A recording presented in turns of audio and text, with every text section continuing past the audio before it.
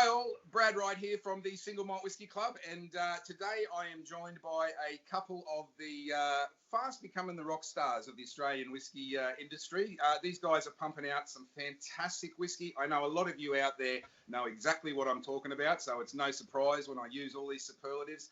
Whisky is absolutely fantastic. They're a great couple of blokes, and I am absolutely... I'm so pleased to have you guys here today. Thank you very much for giving me even more of your time, fellas. Yeah, no worries. Our pleasure. Good morning. So I'm not sure if I said, we've got Adam Saunders on the left, we've got Adam Pinkard on the right, and of course you've got this ugly mug in the other screen. So let's get on with it. Fellas, I understand you're old mates. Quick question, where did you meet? School mates? No, we didn't meet at school. We actually met in the air cadet system when we were a couple of kids. So I'm a bit older than Adam. What am I, about 5 years older? 4 years? 4 years older than Adam, so I was a little bit older. But Adam and his sister Amy turned up at air cadets one night. I actually thought Amy was a bit of all right. But of course, if you look at this, she didn't have any interest at all. So I started talking to Adam and realised he was a pretty good bloke. So we sort of got to know each other there. Then we went our separate ways for a few years, and then one night Adam turned up at the Police Citizens Club in Launceston, where I've been powerlifting, and he started powerlifting as well. So we weightlifted for a few years together, and then I think you got an apprenticeship, didn't you? I did, yeah. But so I was powerlifting and doing competitions with Adam for 2 to 3 years, and then I started becoming a builder. And I've soon learned that doing some pretty hardcore training and doing building at the same time just don't work. You can't do both. It's a little too hard on the body, and you know when you can't carry a lump of timber around the work site because you're stiff and sore the second day after training, it's probably not real good. So I chose the job over the training, so I sort of went my own way there for a little bit. And then we came back again. We got a mutual friend of ours, Brendan. And Adam and Brendan were living together, and Brendan and I were knocking around together, and we sort of caught up again there. And then once again went our separate ways up until decided to do the distillery venture. Didn't know where to start, and I actually saw Adam pulling into Hungry Jack's one day in his work car, all signed up. So I wrote down the phone number off the back and gave him a call. We got together a few nights in a row and talked about it, and the rest is history, and here we are. And there you go. Yeah, righto. So we've had a few breaks in between, but I guess we're due for the next one. Yeah, we are actually. Yeah. He was meant to go on a 9-week holiday, but coronavirus stopped it. So, we don't get our break in between this year. Oh, there you go, mate. Coronavirus has been responsible for a lot of that sort of stuff. We were supposed to come down and be doing this live with you.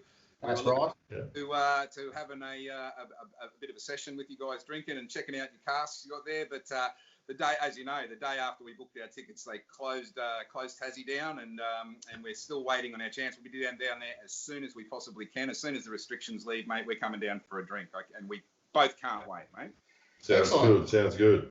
Awesome. Now, I know you've had a few problems when you were setting up your distillery. You had some problems initially with council, had to change places. It all turned out great in the end, obviously. I just want to know, were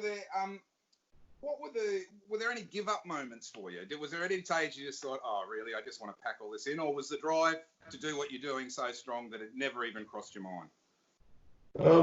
Well, to be honest, we tried to go to the Launceston City Council in the CBD to start with, and the council weren't in favour. And in the council's defence, they liked the venture, they just didn't like the location. And after that got knocked back, I think we had a pretty serious think about whether or not we even push forward. I mean, my day job's a paramedic, and I actually got myself a job in London and was getting all set to go there. But then Adam had a bit of a brainwave and thought, well, he'd have a chat to his father-in-law, which is Bernie Inoda. And he's got a farm in Perth, and Adam sort of said, well, why don't we go and have a chat with him? And we did, and now we're on the farm. There you go. And so that was back in 2016. Sorry, say that again? That was back in 2016. So in a matter of 3 months, we went from having nowhere to turning around and building a shed out here and renting it off Bernie for the first couple of years of our production. Yeah, righto. Nice one. What were in setting up your biggest unexpected costs and your biggest unexpected hurdles? What would you say they were?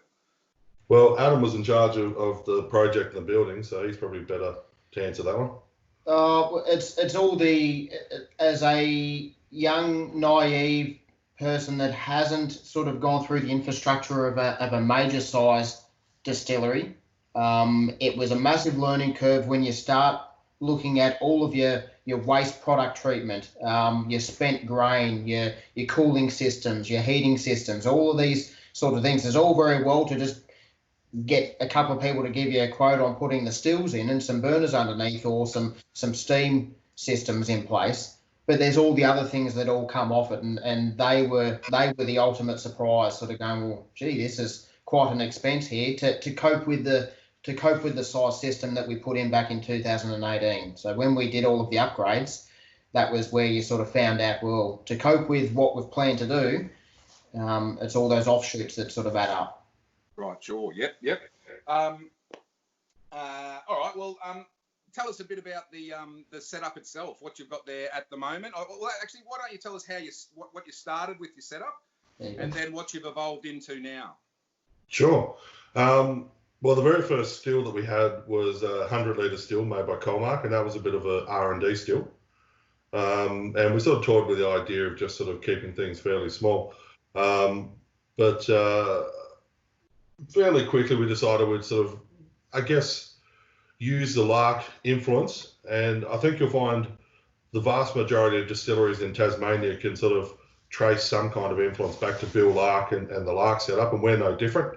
We spent a lot of time working with Chris Thompson down at Lark, not at Lark, but he was helping us out with a lot of advice. So we decided to copy their still sizes, sort of. We had a 1,600-litre wash still that we ran with for a while, and then we got a 600-litre spirit still, and that was great. We could make about 120 litres a day of product, which was fine, and we thought that was great. But it wasn't long before that we started to sort of dream bigger and bigger and bigger, because we were producing sort of 4 days a week to make roughly nearly 500 litres of spirit a week, and it didn't really leave you a lot of time to do anything else. So that's when we started talking very quickly, less than a year after starting, about upgrading, so getting bigger systems. And keep in mind, while this was happening and we're doing 4 days a week production, he was doing 3 to 4 shifts at paramedics, and I was working full time on the building site. So it's up until this year, neither of us had been working here full time, and I've come in full time at the start of March, right in time for coronavirus to come in. Yeah.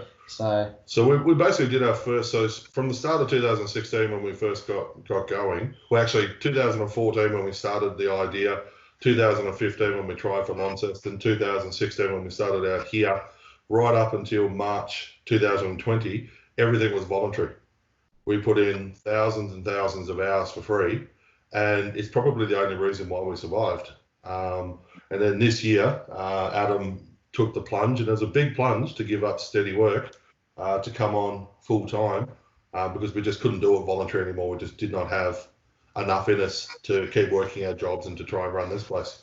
Yeah, righto. And you just mentioned you had a bit of mentorship from Bill Lark. I understand he's not the only whiskey producer that's you've had some mentorship with. Do you want to give a shout out to anyone else who's given you a bit of a hand? I know that you're very effusive with your praise of the guys that have helped you, so I thought I'd just give you a chance to give a shout out. Sure. Yeah, well, in the early days when I was first kicking the idea around, I spent a lot of time with Matthew Cooper at Fanny's Bay. So he was one who really sort of taught me the basics to start with, and then he started to sort of grow my knowledge and point me in the right direction of books and information, and I'd go up there and sort of pick his brain as much as I could. And then when Adam came on board and we decided to do this venture together, we spent time with Chris Thompson from Lark. He helped us out quite a lot, still does. We still talk to Chris regularly about ideas and thoughts. Dean Jackson is another one from Redlands, and then now Spring Bay. There's heaps. Tim Duckett. I mean, we can't. He's probably our biggest supporter. Yeah, we can't say enough good things about Tim. Just his knowledge of the maturation process and and I mean, he's very, very good at what he does, and he loves what he does, and he's very generous with his knowledge, which is fantastic. Bill Lark, of course, Patrick Maguire, Jane Overeem, Casey Overeem, Craig Johnson. Oh, there's just, I don't know. Pretty much every distiller in the state that we've ever had anything to do with has always been supportive, and it works around in roundabouts. So we're the same. I mean, we've mentored people that have come in here and set up a few mainland distilleries that are new startups, and they came down and did a week's training with us, and we just do that for goodwill, just to try and help people out and do the same thing. So we're all in it together. Excellent. Yeah. And it's one of the sort of things I think in Tasmania, which is fantastic. I don't think there's any distiller or distillery that wouldn't answer a phone call or open their doors to another distiller if they had questions or ideas or anything like it, or wanted to do collaborations. And then of recent years, we've got, or the last year or so, we've actually got David and Laurie Schmieder of Transwood Cooperage, who rent a shed in our compound. So they run their own business, Transwood. But the mentoring that they're giving us on the barrel side of things, which is just so unique to have a cooperage on site, and daily we can talk to them about barrel types and previous fills and sizes, and go through what sort of spirits we have, and to really try and to pick the eyes out of the best barrels that are going to work to make the products that we're trying to come up with, and that sort of thing. So that's been a really interesting and a very, very fortuitous facet to this sort of business and our sort of journey in learning what we do. We haven't found that there's many distilleries around the world that have got their own cooperage on site with the distillery. No, there's not indeed. Yeah, that's right. Yeah, no, it's so I guess from the subtext of what you're saying is, anyone who's interested in doing something like you guys have done, definitely get out there and talk to people in the industry and get. I take it it's just invaluable to have sort of hands-on experience giving you some advice in the background. Oh, it is absolutely. I mean, Adam and I could tell you over the phone how to make whiskey and talk you through the process, but it's nothing compared to getting your hands on. Yeah. And even if you're at a local distillery and you're sweeping the floor or shoveling out the mash tun, if you can just talk to the distillers, talk to the barrelmen, as they call them, anybody who's at that industry that's got some knowledge, it's just incredible, absolutely incredible. And even the people that we consider mentors, them themselves are still learning and talking to other people as well. So I don't think anybody's arrogant enough to say they know it all. So yeah, I think you're exactly right. Like, having that strong mentor base is just invaluable. Awesome. All right. Now, tell us a bit about your process. Are you an automated distillery? Do you do it manually, or is it a combination of both? Or tell us a bit about how you do your work. It's definitely a bit of both. The original setup was all manual, so it was literally turning on burners and getting a lit piece of paper and reaching underneath and turning the burners on, and hoping that you didn't blow yourself up. It was very primitive. It was probably verging on non-compliant, but we basically sort of went the campfire burner sort of situation underneath the original stills. We've still got that set up underneath our gin still, so it's just a big campfire burner that we turn up, and you're meant to boil like a crayfish in a pot down at the beach on, but we make gin with it.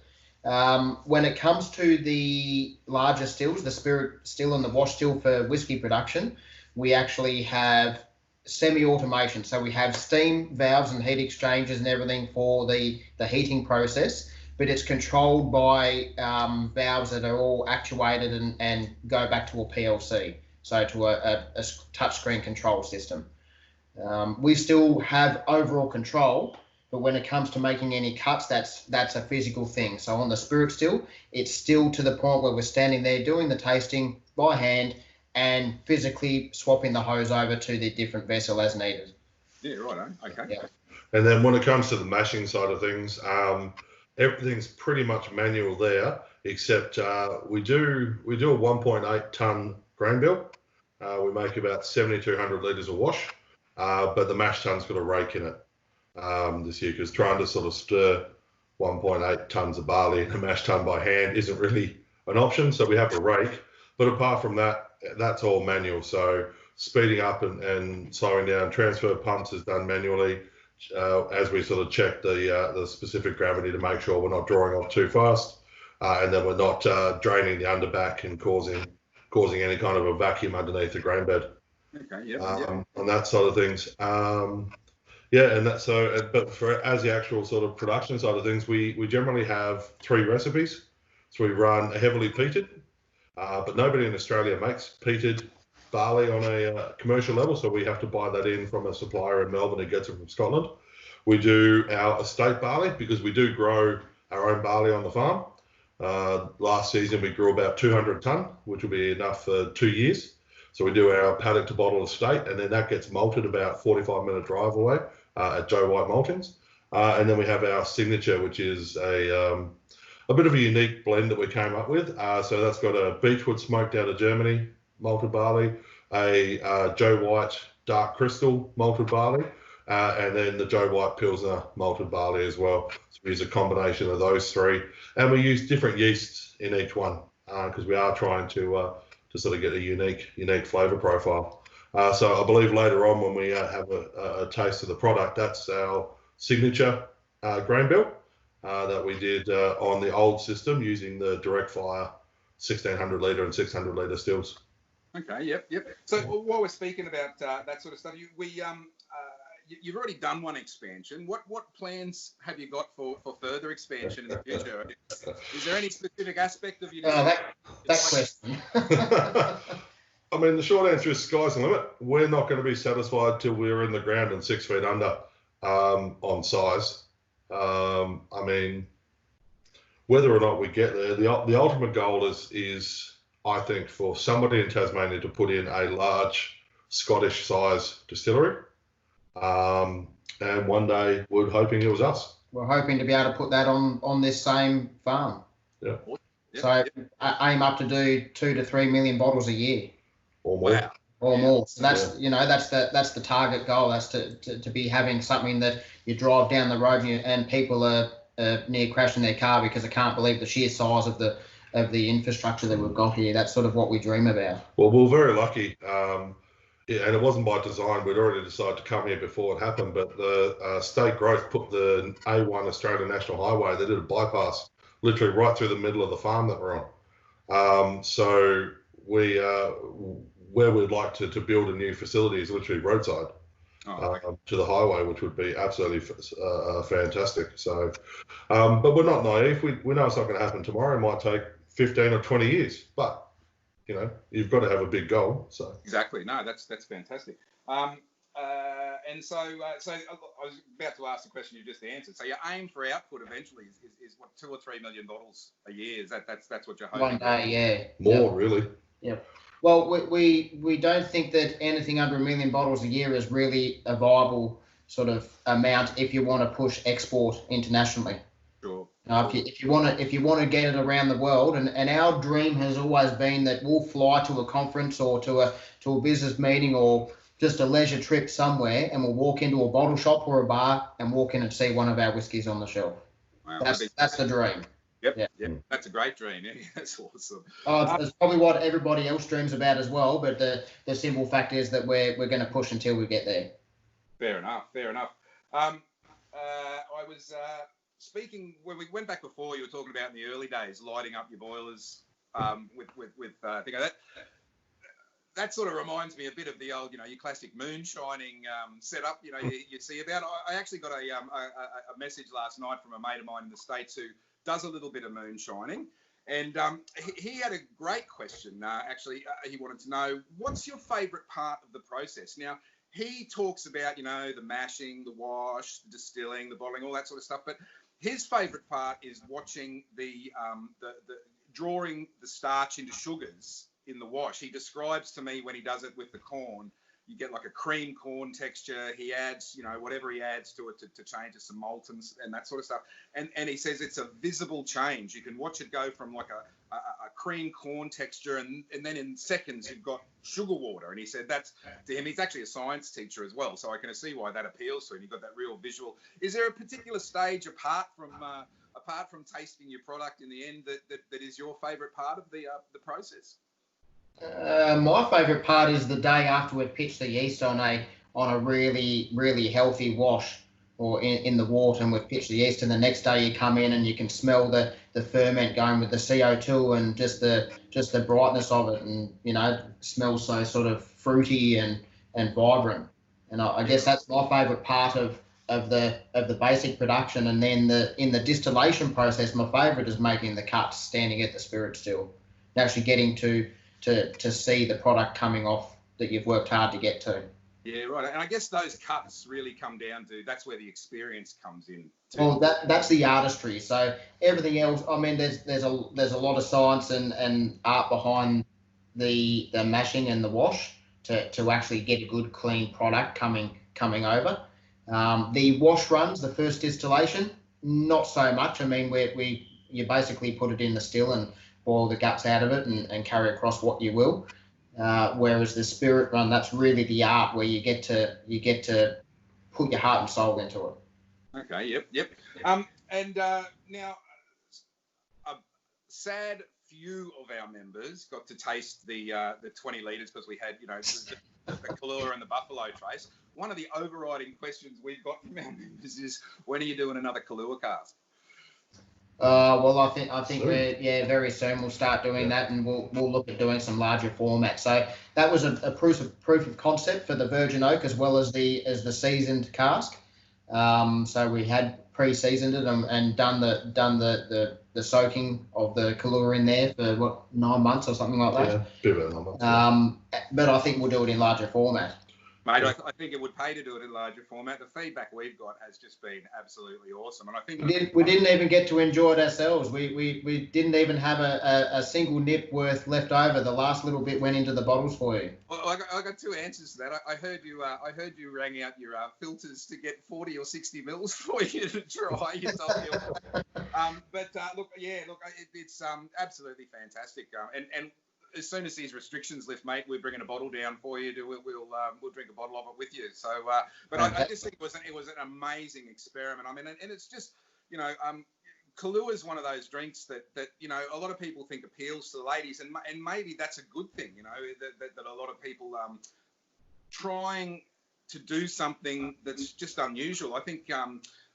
I wouldn't go as far as to call the whiskey industry staid in any way, but it tends to sort of stay down a fairly well-defined path, and it really seems you guys are interested in really pushing the limits and just bloody doing something different. So that's absolutely fantastic. I must say, a lot of it comes from this bloke here.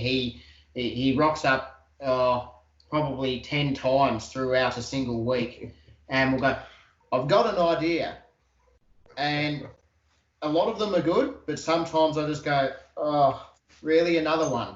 But most of the ideas that he's got in the way of maturation or different formats and bits and pieces all really come to some great light. Awesome. And with the Kahlua side of things, I mean, there's always options to add a little twist to that. I mean, there's a lot of Australian distilleries, Tasmanian distilleries, that are doing a coffee liqueur. So for a larger format, like a 200-litre barrel, a 200-litre barrel, we're going to have to leave to sit for at least a year or two to season properly. We're not about throwing a bottle in the top and then fill it up with spirit. I mean, that's not right. That's not what anyone should be doing.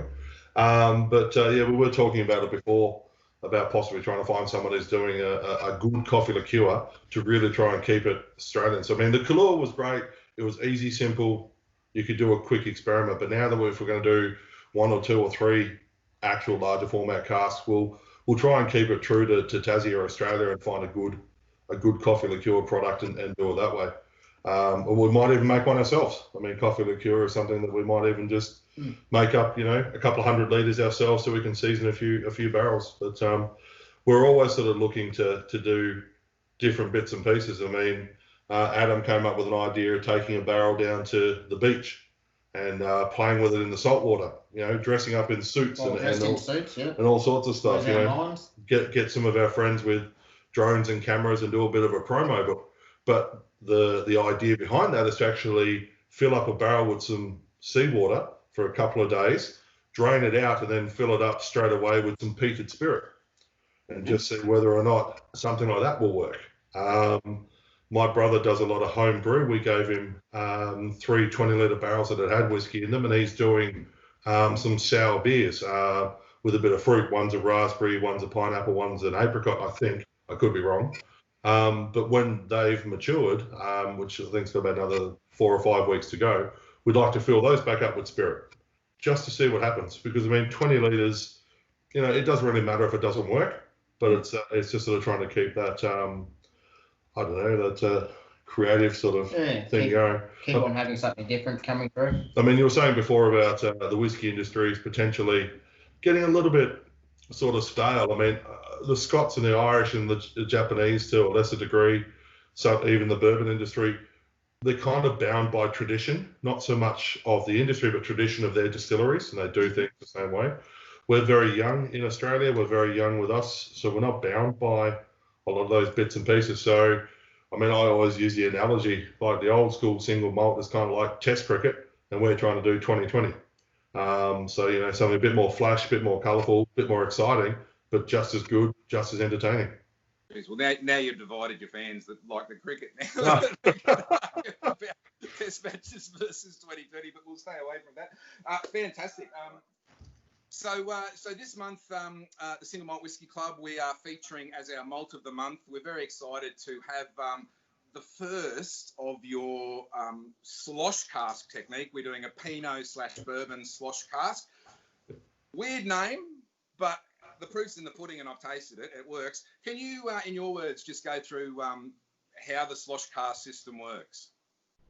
Well, I'll give you the history of how we came to it, and then Adam can explain what we do. I'm very tight when it comes to money. Whereas he's got barbed wire line back pockets, so he doesn't like to pull his wallet out if he doesn't have to.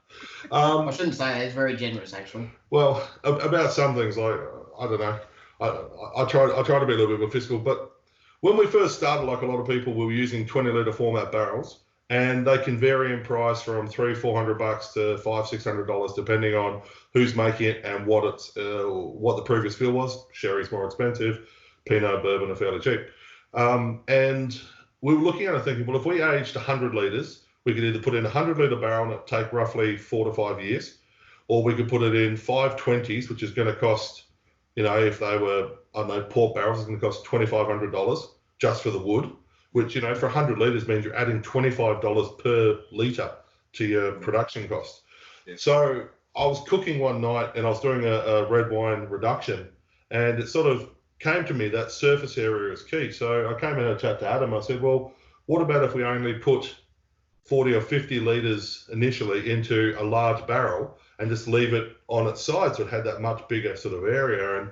And we sort of realised that if we went up to about halfway, it would still sort of work. So from an economical point of view, we bought, I think, off Tascasco, we bought a dozen sherry barrels, I think, for about $500 or $600 each. But we bought them as is. They didn't have to do anything to them. So we could then put 120 litres into these barrels, which would have cost $2,500, even $3,000 for 6 barrels, into something that cost $600 or $700. I can't remember exactly what it was. So the economic value was there. But then we had to work out the best way to get that sort of exposure. So I'll let Adam sort of explain how we do it. Originally, when we started doing it, it was literally the slosh where every week we were coming in and we were rolling the barrels from bunghole facing that way to facing down that way in bits and pieces. And we would have them on all these timber skids so that they're up off the floor and we're rolling. And we had all these basically shopping aisles, and would regularly roll them backwards and forwards and slosh, rocking and rolling and sloshing the product around, hence the name slosh. But what we soon discovered was as soon as you start doing several of these, you run out of room very quickly. You can't just have a single row of barrels unless you're going to build some pretty extensive racking. It becomes quite difficult. So, you know, to overcome this, we started basically standing them up on their end. And there's no risk of really leaking because we're only half filling, so it only really just comes up to the level of the bung up the side of the cask anyway. Sure. And we would stack 4 of those on a pallet, and then we're able to now stack those up. And we've found that they only really need flipping once. So after 12 months of standing up on one end, we do a rotation and we'll pull them all out and we'll flip them all over. We'll check on them, we'll see what they're like, and then we'll restack them up again. And we've found that it's good standing on that end, the second end, for or 1 to 2 years then. So it's basically spending its life just being flipped once, but it's doing the job. I mean, and as we bring them down and we try them, they do still get thrown around. So every barrel will still get sloshed and thrown around in bits and pieces as we check them and look at them and things like that. But I mean, where the physical influence now comes in is after that 1 year on one end, when you flip it to the other end, it's like you're putting the spirit back into a brand new barrel. And we encourage people to experiment with this kind of thing. So anybody who's in the industry, we encourage them to get, half-filled barrels and flip them and just do an experiment, because you're getting twice the exposure to the timber, like the fresh exposure, twice the amount of exposure to the previous fill. You're getting twice the exposure to the toast, twice the exposure to the char to help with the filtration process. And the additional air inside the barrel lends a little bit more to oxidation of the spirit itself. And we had Philip Morris, a well-known whiskey writer, come through and try one of our barrels. And this was a Pinot barrel from Goaty Hill that was half filled with a heavily peated spirit that we made. And he absolutely loved it, absolutely raved about it. And he was really struggling with the concept that at the time when he tried it, it was about 13 or 14 months old. And that's all it was. And he thought it was a barrel that was well into a 5 to 10 year maturation period. And that's sort of what we're finding. We're not trying to cheat anything. We're not doing anything dishonest. We're not manipulating or trying to force maturation. I mean, everything's still going to sit for about 2 or 3 years. But what we're finding is it's kind of like a more economical way of like putting, where people double barrel anyway, 5 years in one, and they'll put a couple of barrels into another. By doing the half fill, we're doing the exact same thing, just inside of itself. So, and we had other ideas about trying to put compartments in barrels and trying to put staves inside barrels, which people have done. But at the end of the day, this seemed to be a simple method of, sloshing barrels around, and then we worked out that flipping them will work just as well. And the benefit to that is once they've spent their 2.5 to 3 years in the slosh, we're pulling out that great product, but then we're taking that barrel that hasn't been tied yet, and we're actually then fully filling it and putting it away, and that'll become an age statement. So 10, 12, 15, 18, and so on. Mm-hmm. So we've got a lot of 225, 300s all sitting there now fully filled that we've pulled out as our original slosh casks. Right, okay. And from speaking to you earlier, Adam S., yep, you're moving down, these slosh casks are going to become a pretty staple. It's pretty much the basis of all of our continuing production. Until such time as one day down the track you've got that many fully filled and you're caught up in doing that. We do have a percentage of each year's production that we will plan to do as a fully fill, as well as the refilling of any emptied slosh casks. So we will actually still allocate some freshly fully filled casks. So we're still building up on that repertoire, but at the beginning it's all about getting product maturing in an appropriate sort of time frame. And that's where the slosh casks come into it. Oh, yeah, nice. So with the slosh cask, between a normal cask and the slosh cask technique, is there more an angel share, less of an angel share, or does it work out about the same? I think they're about the same. Yeah. You lose a lot out of your 20s. They've got a high rate of angel share. Yeah. But in saying that, we're losing. Well, we put about 120 litres into a lot of our 200s and 225s, and we still pull out 105, 110 sometimes. Yeah. Because I mean, you will lose 2 or 3 litres into the barrel straight away. Yeah. And you'll lose that on each end, so you will lose 5 or 6 litres straight away. But then we're losing, probably another 10 litres or so over those 2 years, which is fine. It has to happen.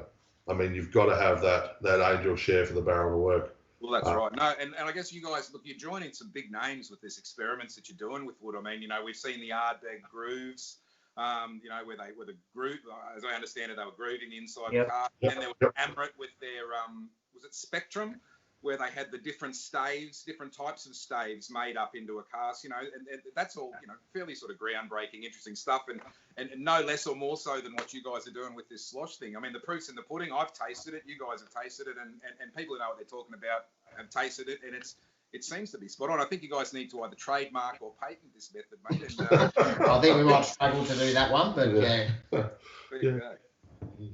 Well, guys, without any further ado, we've been yakking for a while now, and I'm getting a bit thirsty. Why don't we have a taste of this? All right, sounds good. Bottle, and I'll try and show people here what it looks like. An absolutely delightful Do you colour. mean this one? Is this the one? Oh, what's that? Hey, you weren't meant to have one of those.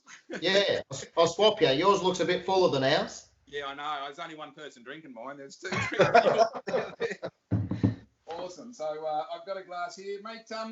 Look, I do these reviews every month, and so I think I'm going to sit back and let you guys do some of the work. So can I hear what you guys think of your taste review on this whiskey? So there's the colour some more if people can see that. Absolutely delightful amber colour, really nice. So take it away, boys. Let's hear what you think.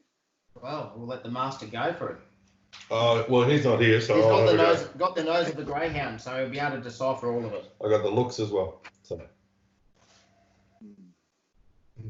Oh, the first thing I'm getting on nose, I get a really nice sort of sharp nose on it, and not sharp in a bad way, but sharp as in intense, that sort of point. And what I'm picking up, because I mean, this was a bourbon barrel that we had for about 2 years as a slosh. We've then put it into a Pinot barrel for another, I think, 6 to 9 months or so.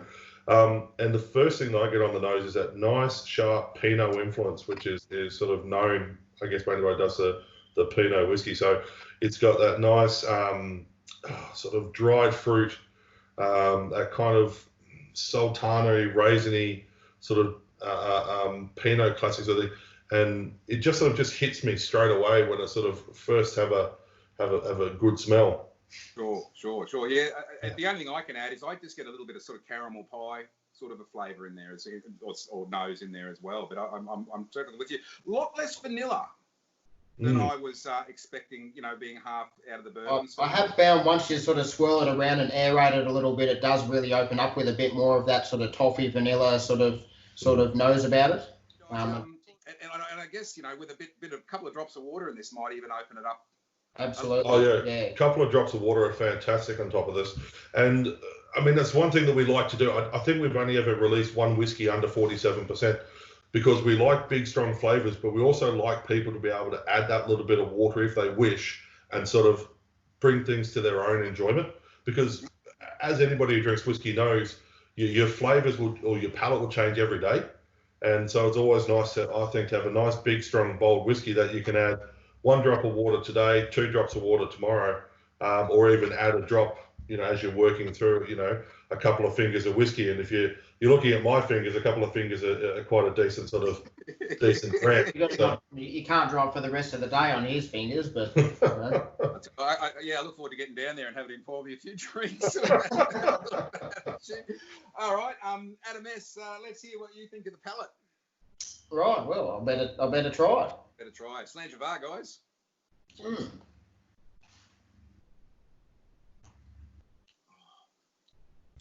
Oh, it's beautiful. Oh. Oh, I just love that. I love that initial sort of sweet, sort of Pinot, sort of, lingering about it. It's nice and long.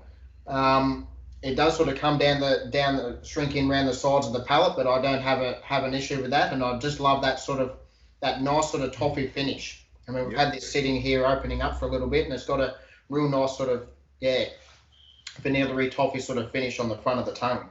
Indeed. And speaking of finish, an overused phrase, I know, but by God, it's chewy. It's just long. It just keeps going in there. That is your favourite word. I have. I know, yes. It's a worry. What I get in this is long and sweet. There's a slight spiciness just at the back of the mouth there that lingers. I do like that. And then I get right at the end this flash of bubble gum. When I was a kid, that bubble gum that used to come in the bloody tattoo packets. I just. Oh yeah, another one. Yeah. And I mean, the long finish is by design. We actually worked and designed our stills to create a very oily product, and a very oily spirit is what will give you that long finish. I mean, if you want to, you can actually just dip your fingers on it, rub it between your fingers. It's incredibly oily. Yeah, exactly. It almost feels like a baby oil, that kind of thing. Right. And that was done deliberately in the still design. So we're always trying to get that beautiful long finish. Let that oil coat your mouth, really take you to that wonderful place of working through the different layers and the different levels and complexity of sort of what we're trying to do. And this is probably one of our favourite whiskies to date. It's the first time we've taken a barrel and put it into a finishing cask. It's our very first one. Everything else has either been a collaboration of multiple port casks together or single barrel, but this one we've actually finished. I'm loving it, absolutely loving it. I do like a little drop of water in on top of it, just me personally. But yeah, I mean, I think it's just an absolute cracker. Right, it is. It's beautiful, mate. It's absolutely beautiful. We actually struggle as distillers to break down and taste spirit at anything below about 46, 47, because we've always really both been very passionate about, strong cask strength bold whiskies. We love Heartwoods. Well, Tim doesn't do anything around the 40 to 45 mark. So for us to love those sorts of whiskies, it sort of makes it really hard to then be breaking down and tasting spirit. At between 40 and 45, it's too watery, it's too thin for us. So we sort of, we've gone about 50 here. It's our sort of happy medium. But we do find that a lot of our spirit works well at about 47. Yeah. Okay. Yep. I mean, I just put a drop of water in it. Sorry, no, you go. I was going to say, I just put a drop of water in it then. I didn't have much left in the carafe. I'm a little bit dry after last night. I was enjoying a Lagavulin 16 last night for a little bit too long. But just a little drop of water in that then, and that just opens it up so much. You start to get these little bursts of dry fruit, a little bit of banana starting to come through, a bit more of that vanilla coming through. And it's starting to verge on that, what is it that the Americans make, the banoffee pie or something, which is that banana, toffee, vanilla kind of thing. I'm just starting to get little hints of that starting to come through with just a bit of a drop of water. Yeah. It's just, yeah. So I don't have a drop of water with me, but I'll. I don't know. He just had it all. So. Sorry. He just had all of the water for us as well, so I'll just enjoy it the way it is. There you go. No, look, it's most enjoyable the way it is, mate. It's an absolutely fantastic whiskey. We are so proud to be featuring that this month as the first of our Tassie trifecta. Absolutely brilliant to talk to you guys. I know you guys are busy, so I won't hold you up anymore. We've talked about what we needed to, and we've tasted your whiskey together, and that was the sort of onus of this conversation. So I do thank you very much, ladies and gentlemen. Adam Pinkard, Adam Saunders, rock stars of the Tasmanian whiskey industry. Your other favourite word. This is their Pinot Bourbon Slosh cask. Weird name, bloody fantastic whiskey. Guys, thank you for your time. Thank you for your patience and your whiskey. Cheers, guys. Cheers. Just like to say, though, if anybody after watching this has got any questions, you can go to our Facebook page, send us any kind of messages if you like, and ask us anything you'd like. Or if you want to make tour inquiries, you can have a look at our website as well. We generally reply within 6 months. Yep. So. Is that right? Yeah. And mention the Single Malt Whiskey Club, and you get a free night up down there. Is that right? Sure. Oh, right. Yeah. Awesome, guys, you're champions. I've absolutely loved talking to you, and I've loved doing business with you. It's fantastic. Guys, thank you very much. Cheers, and all the best in the future. Thank you. Well, actually, just one more thing. Do we want to do something for the club members? Yeah, all right. We'll set up a discount on our website for them if they like, just for our other products, a 10% discount. And we'll just use the discount code Single Malt. And if anybody would like to, for the next, how long, 30 days? Yep. Next 30 days, we'll set it up. And anybody would like to get a 10% discount on anything there, just use the Single Malt as the discount code. Of which we'll send it to you, Brad, and you can also put out in your newsletter as part of the video if you like. Yeah, so of course we've got other products and we've got gins and stuff as well. So, yeah. That is most generous, and I do appreciate it, guys. Awesome. Thank you so much. No worries. Have yourselves a good weekend. Finish off that Lagavulin tonight, mate. Yeah. And we'll be talking soon. All right. Absolutely. Sounds good. Cheers, guys. Thanks again. Thanks, Cheers. Bye now.